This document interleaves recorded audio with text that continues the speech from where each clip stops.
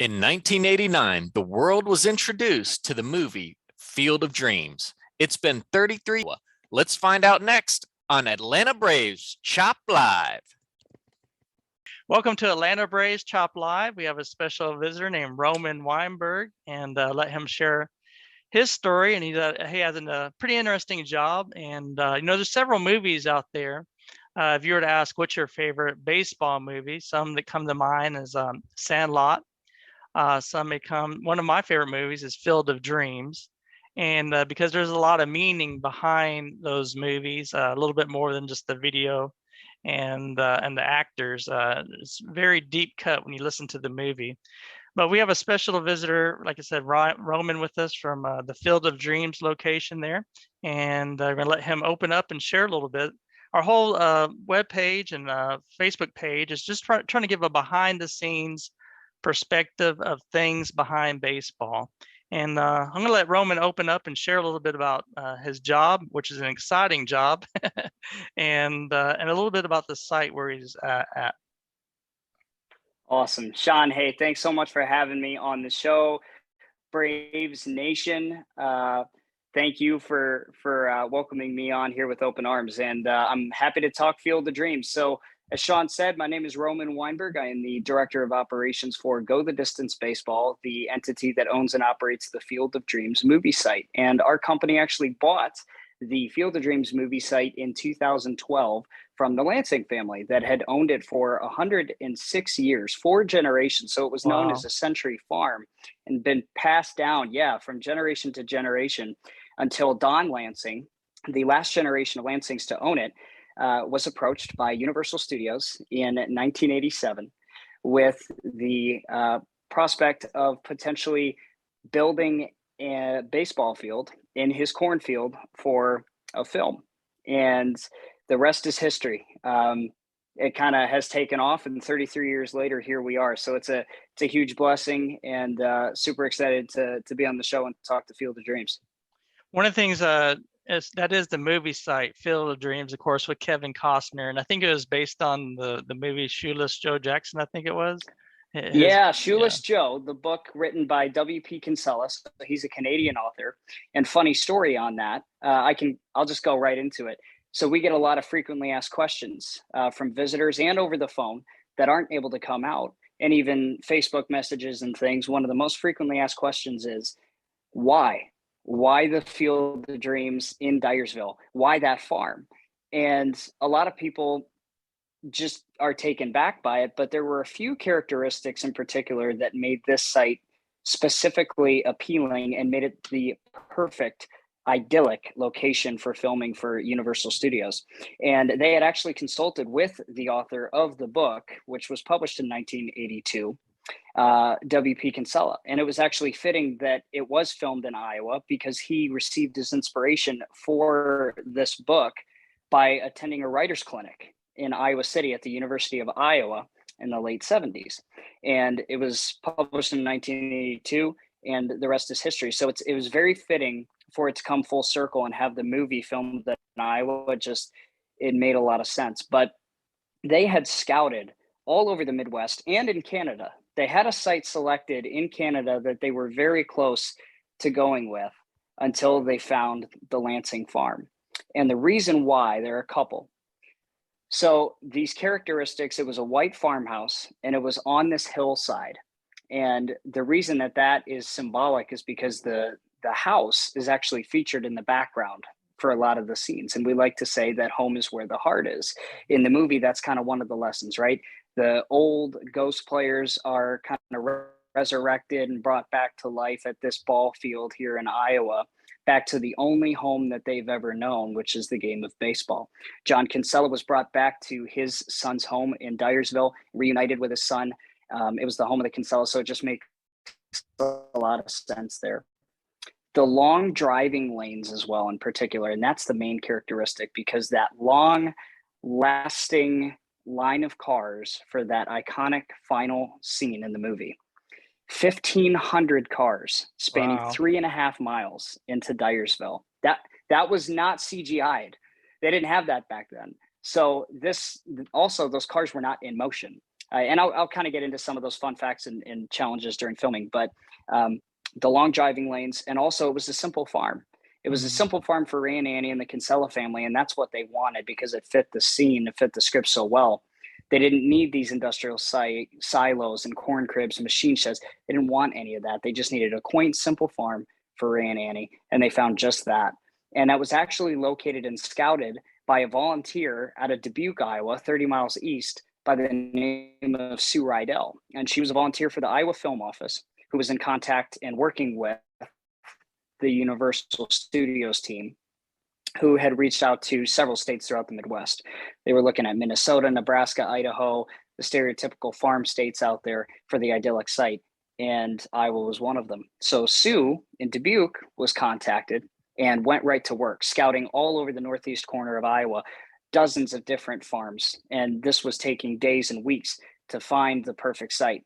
And back then, she didn't have a panoramic camera, so she had to take physical shots, splice them together. She would print them out, and actually she taped them together and accordion folded them up into an envelope and hand mailed those photos into Universal Studios.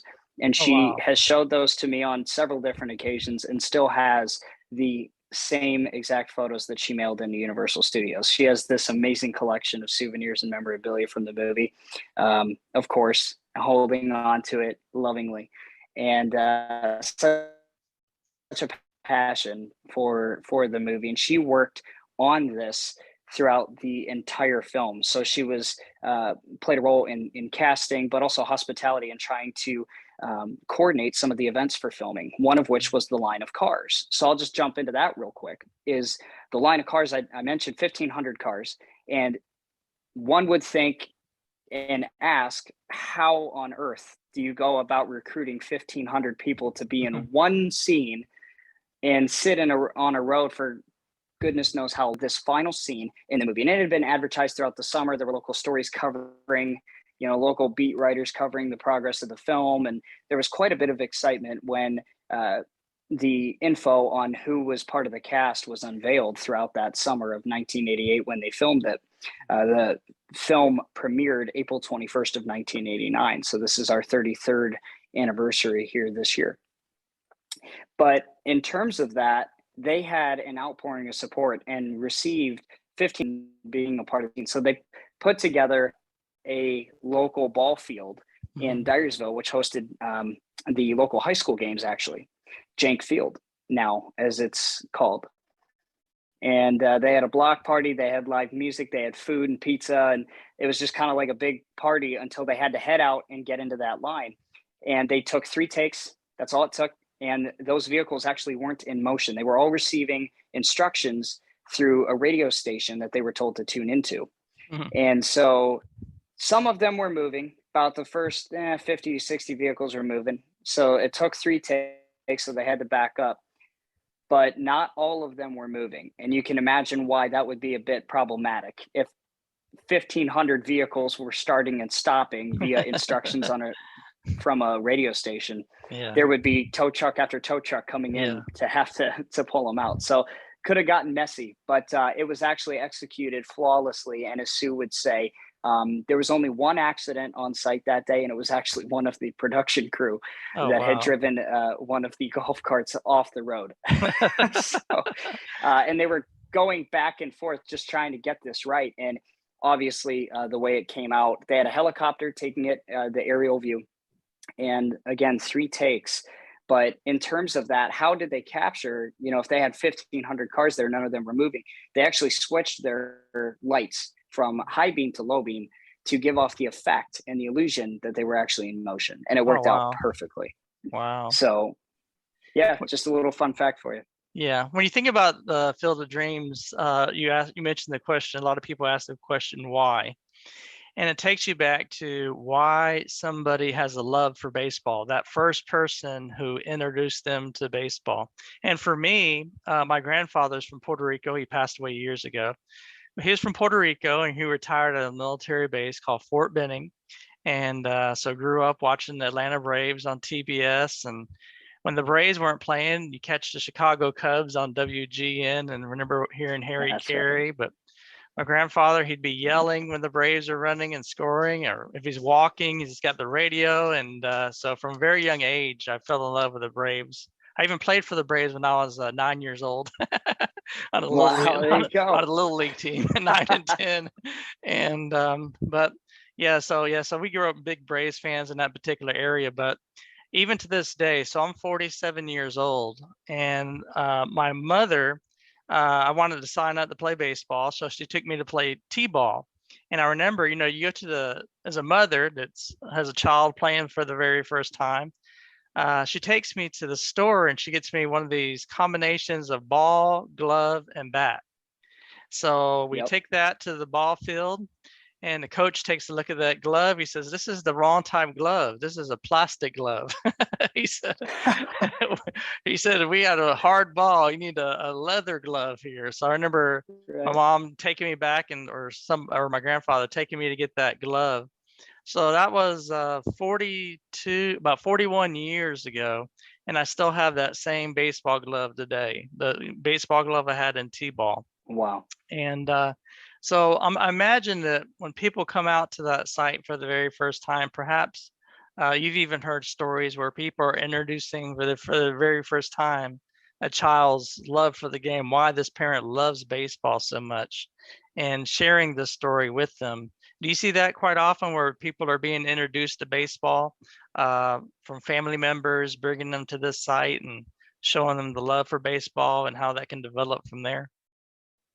Yeah, every day, and even more than that, I would say a lot of the kids, and that's a big part of a huge testament to why we are still not only existing, but why the movie site is thriving 33 years later. We've had last year we had over 225,000 fans visit the site, the Wow. most in the site's history, bar none, by more than 90,000. It's exceeded Wow. every previous year. So, and we're on the upward trajectory to exceed 300,000 this year.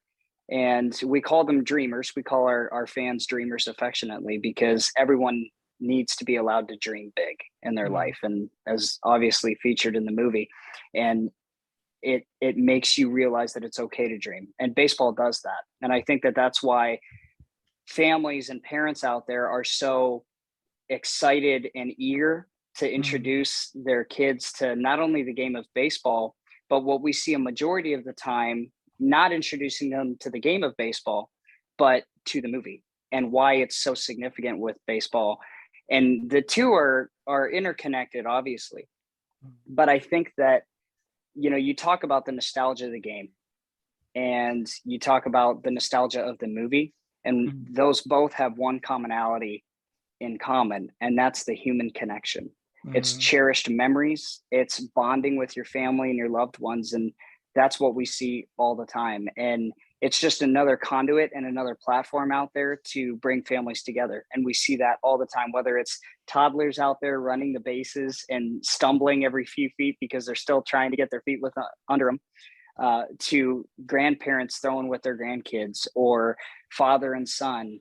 We've had 90-year-olds out there pitching in softball games that we've been holding. And it's incredible just to see it, because it doesn't matter what age you are, to be reunited with the game that you love at a special place in rural Dyersville, of all places.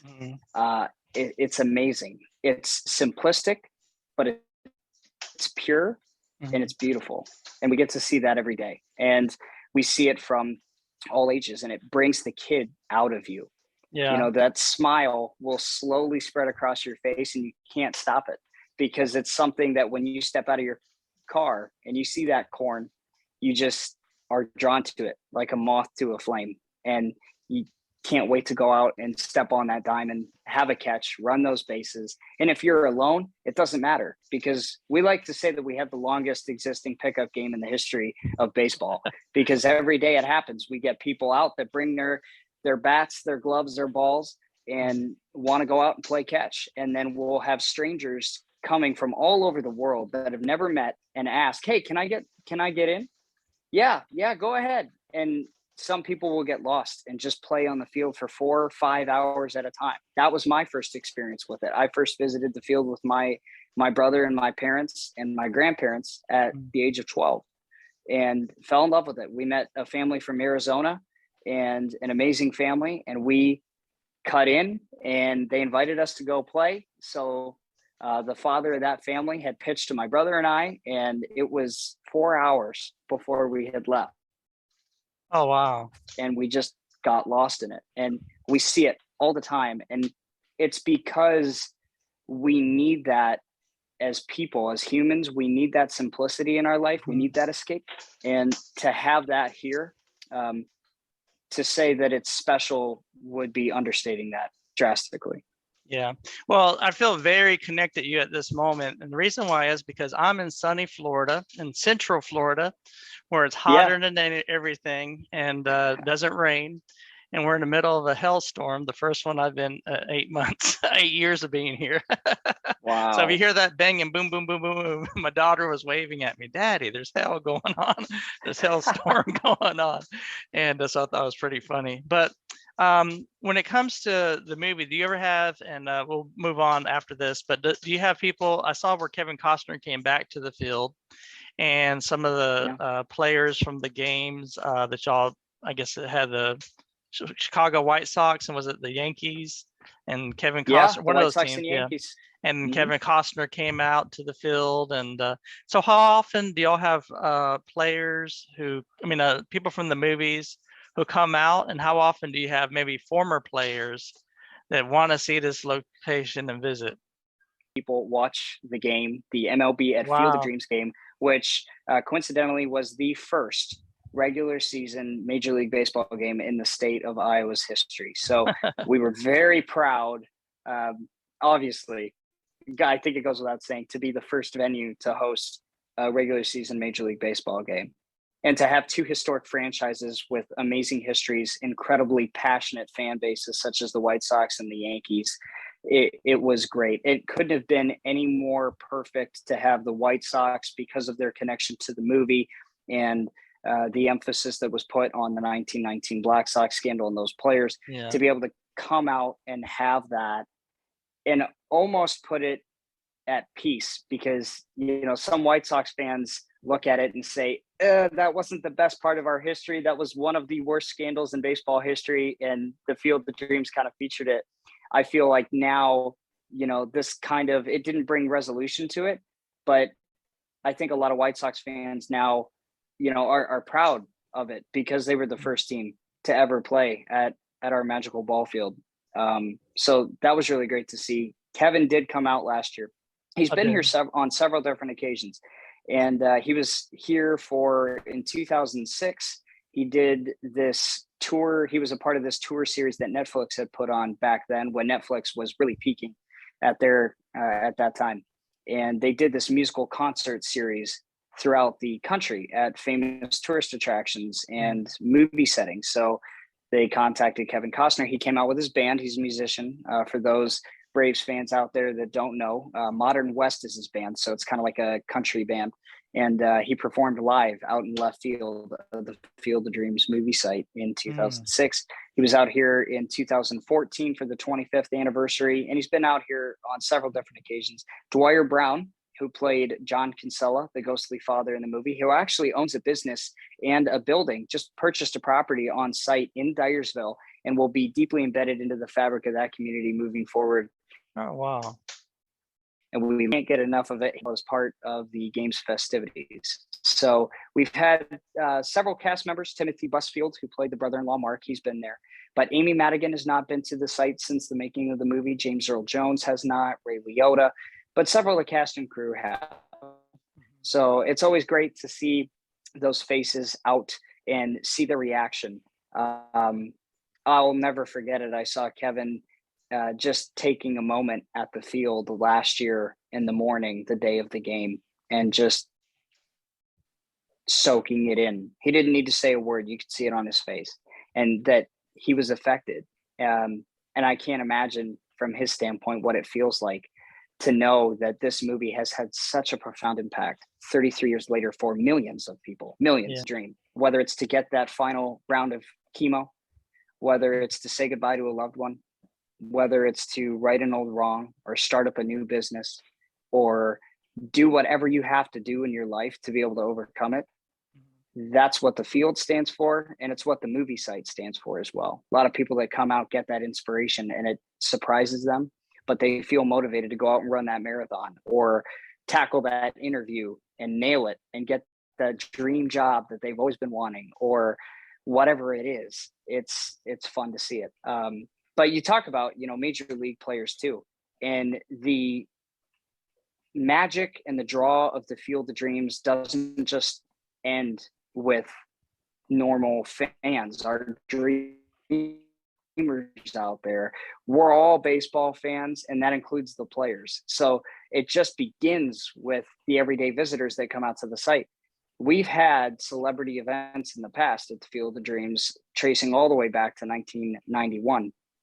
And in terms of that, we've had celebrities from Fergie Jenkins to Andre Dawson to Mark Grace to Reggie Jackson to Wade Boggs. I could go on and on in terms of all of the celebrities. We've had over 130 former ball players and other celebrities out there. Olympian and gold medalist, the women's soccer goalie Hope Solo has been out here in the past. We've had several of the cast members, 3 actresses from A League of Their Own out here. We had 6 of the cast from The Sandlot out at the field. So we try and get as many people from the baseball community out here as we can. And they play in a celebrity softball game. The event I'm referring to is the Team of Dreams event. And it is definitely a fan favorite. We are not holding it this year, but we have plans to hold it here in the future. So stay tuned on that. But yeah, it's exciting. And to see their reaction, you're talking about these major league players, and many of which are Hall of Famers, Sean, have stepped foot on every major league diamond, all 30 diamonds out there. And for some that have played that had lengthy careers, played on more than 30 major league diamonds, with new diamonds being constructed, right? So for them to step foot on every major league diamond out there, they have as much profound respect for the Field of Dreams movie site field as they do for any one of those fields. And they get excited about it. They ramp it up. They get their phone out. They're taking selfies coming in and out of the corn. They're taking pictures of the field. They're going in that house and they're bragging to everybody that they're there at the field. And it just shows, and it's no surprise to us. We know what we have, but to see that and to see that joy, it's just genuine. And they are forever grateful and see it as a privilege that they were invited to partake in something like that. And that's, we pride ourselves on that. And we're just happy to be a part of this as well. We're all fans, and our entire team, we're fans at our core. And I think that's why we're so good at what we do, to be able to enhance that experience and make it memorable for those that come out every day, whether they have plans or they check their GPS, see they're 30 minutes away and had to come to the field. So tell me, as we have not just Braves fans, because we're going to share this with multiple people, what is some of the activities you would say a family would looking to go to here? What are some of the activities do y'all have for your average family that's coming to look? Hey, rather than going to Disney World, I'm going to the Field of Dreams, and or because I'm in the Disney area, so I'm just picking on that. So sometimes you get into routine of doing the same thing over and over. And for those who have a love of baseball, this would be a wonderful place to visit. But if you could just share with a few moments, what are some of the activities that a family could do when they come to the field? Sure. I think the beauty of the movie site can draw all walks of life, just like the movie, because it relates to so many, because of the lessons out there. You don't have to be a baseball fan necessarily to even like the Field of Dreams. But so it relates to everybody. And I think that like that, we also have a variety of different offerings that can appeal to everybody. And in terms of income levels, we are affordable for families out there looking to that have a limited budget that just want to come out for an afternoon. But we can also accommodate those families that are looking to make this a week long or a weekend or a week long stay. So we have overnight stays available in the farmhouse. So if Oh, wow. the dreamers out there are interested in having, diehard fans that are interested in having kind of a fantasy night at the Field of Dreams movie site, living in the shoes of the Kinsella family for an evening, they can do that. They can stay overnight in the farmhouse. And we remodeled it, Sean, in 2020. Took us 2 months to get that done. Oh, wow. So we were very busy during the downtime in the pandemic and got to innovating. And that's actually been something we've sold since 2018. But we were able to remodel that entire floor and open it up. We have 3 bedrooms and totally redone. But it's like stepping back in time as well, tastefully done, but to meet and match that era of the 80s and 90s from the film. So you can stay overnight in the house. And that includes a gift basket of a bottle of wine, popcorn, $25 gift certificate to a local restaurant as well. So the makings of a good picnic to have on the field, just like Ray and Annie do in the movie. And you can stay light at night, stay up and watch the movie on that old console television that's in the main floor of the house. So it's a pretty magical experience, and you get access to all of that. So yeah. All that information you can find on our website, but fans can tour the inside of the farmhouse as well. It's a 30-minute guided home tour, and our home tour guide staff is fantastic and gives plenty of fun facts out there in terms of the making of the movie, but also why the site has lasted as long as it has and how it turned into this iconic, legendary tourist attraction. Now, if you're looking for a bite to eat, go ahead. What are y'all's future plans? As far as I see that y'all have a lot of future plans going on. You share that with us briefly. Yeah. So I'm glad that you said that. Several weeks ago, we announced via a press conference with our new owner, the Big Hurt, Frank Thomas, majority owner of the Field of Dreams movie site and Go the Distance Baseball, that we'll be constructing a 9-ball field youth baseball and softball tournament complex out along the Field of Dreams movie site to share the love of the game and provide an incredible, authentic agricultural Midwest farmer experience as well, along with baseball out at the Field of Dreams. And for those that are watching this, it's very important to know that we will preserve the Field of Dreams movie site and keep that lure and that draw, and that we don't want to deteriorate from it. We will not deteriorate from it. We can't rip at the fabric of why this field is so special. So it'll actually be on the complete opposite side of the property. And you won't even, from a fan's perspective, standing on home plate or anywhere on the Field of Dreams movie site field, won't be able to see the lights, won't be able to see the fields. And we'll have cutting edge first class technology as well to accommodate these players, from pitching labs to hitting tunnels to help train these kids and turn them into a better player, as well as character development classes that we'll have, because the Field of Dreams is so important to a lot of people. And I think the reason that is because it makes us better people. So we want to be able to preach those life lessons and instill those morals and those values in the next generation as well. So, because we know not everyone that plays the game is going to go to the show and make it all the way to the bigs. So what can we do to put the power in their hands to make something of their life, not just with the game, but how can they take those lessons and apply it to real life? And that's our job as well. We see it as our job, our opportunity, but also a privilege that we get to instill in the next generation. So plenty more to come on that. Ground is breaking on the complex this fall, following the Major League Baseball game, with a grand opening projected of June in 2023. So fans can learn more about that on our website and allstarballparkheaven.com as well, which is the name of the youth complex. Now, how can we follow the page? We just have a couple minutes left. How can we follow you on Facebook and whatever other platforms you have? Sure. We're on Facebook, we're on Instagram, we're on Twitter. We're even on TikTok, and we actually have 85,000 followers on TikTok now. Wow. So we are blowing up, have a lot of great videos, a lot of great content. There's always something new out there, but you can find us there. The Field of Dreams movie site is all you need to type in to find us, or you could use the handle at FOD movie site on Facebook to follow us there. Otherwise, the Field of Dreams movie site, look us up and give us a follow on any of those social media platforms. Sounds great. It's a place that love to come visit. I'm sure many of the people listening here would love to come visit as well.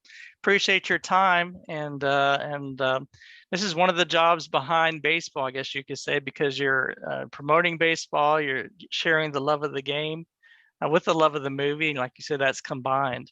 And but man, some people have dream jobs, and I'm sure you feel like that you have a dream job. And I'm a mailman. I like my job too, but but have a game that you have a game that's connected to baseball. I have a special office. Yeah, have a baseball a job connected to baseball. That's wonderful. Well, thank you, Roman. We look forward to seeing you sometime in the near future, Lord willing. And we'll be sharing this with people that way they can come across it and make a visit to that special place, the Field of Dreams. And it's exciting news that you have. The big herd is from our hometown in Columbus, Georgia, so we know that name very well. Right. And but thanks again for your time. I appreciate you being with us, and looking forward to sharing this with our fans. Sean, thanks so much. Braves Nation, thank you so much. And hey, Sean, let me know when you're out at the field. We'll get you a tour of the house. Sounds good. And we'll yell play ball. All right. Thanks, Roman. There you go. Take care. Thanks. Thanks, Sean. Hey, you have a wonderful. Thank you. People will come, Ray. They'll come to Iowa for reasons they can't even fathom. They'll turn up your driveway, not knowing for sure why they're doing it. They'll arrive at your door as innocent as children, longing for the past. Of course, we won't mind if you look around, you'll say. It's only $20 per person. They'll pass over the money without even thinking about it. For it is money they have and peace they like. Ray, just sign the papers. And they'll walk out to the bleachers. And sit in shirt sleeves on a perfect afternoon. They'll find they have reserved seats somewhere along one of the baselines. Where they sat when they were children and cheered their heroes. And they'll watch the game. And it'll be as if they'd dipped themselves in magic waters. The memories will be so thick, they'll have to brush them away from their faces. Ray. The one constant through all the years, Ray, has been baseball. America has rolled by like an army of steamrollers. It's been erased like a blackboard, rebuilt and erased again. But baseball has marked the time. This field, this game, is a part of our past, Ray. It reminds us of all that once was.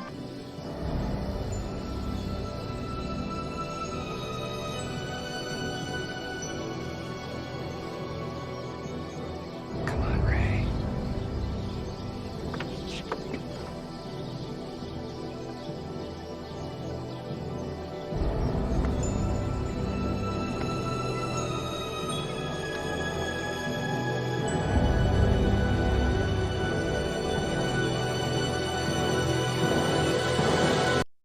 And as you heard it here on Atlanta Braves Chop Live, we've fast forwarded 33 years where the ghosts of baseball past meet the investors and vision for the future of the Field of Dreams movie site in Iowa. Make it a point to check out their website, visit now, and make your reservations for the future where your baseball dreams become reality. Join us next time on Atlanta Braves Chop Live.